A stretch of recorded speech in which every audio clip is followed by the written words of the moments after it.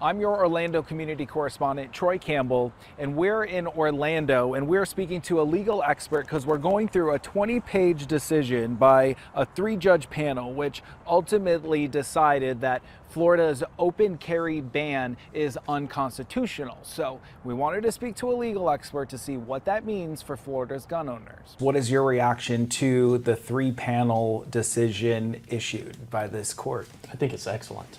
You know, the Second Amendment, when we look at just the text of it, the very last phrase, the right of the people to bear arms shall not be infringed. Attorney James Phillips says he supports the decision issued by a 3-judge panel declaring Florida's open carry ban unconstitutional. And how significant would you say that this decision is? Extremely significant. It's the first one we have on an open carry issue here in Florida from an appellate court since the decision, the Bruin decision in 2022 by the U.S. Supreme Court. The decision was in response to a challenge filed by a Pensacola man convicted after he open carried back in July of 2022.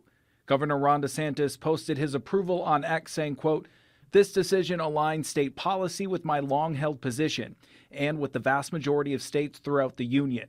Ultimately, the court correctly ruled that the text of the Second Amendment, to keep and bear arms, says what it means and means what it says." Speaking in Lake Mary, Florida's Chief Financial Officer Blaise Ngolia told News 6 he welcomes the decision but says there might be limitations. I think the court's got it right.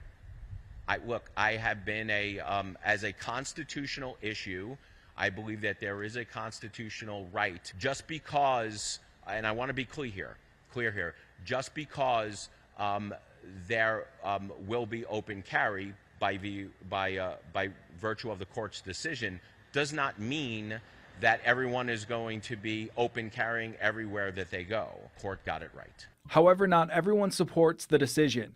Orange County Sheriff John Mina released a statement to News 6 saying, "As a law enforcement officer who has been serving this community for nearly 35 years, I vehemently oppose open carry for the state of Florida.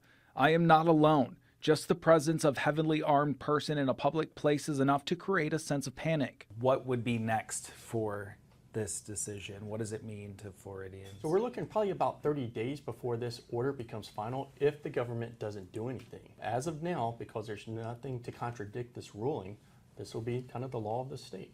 Again, Phillips says if the state doesn't challenge this within the next 30 days, he says the decision will stand. I'm your Orlando community correspondent, Troy Campbell, News 6.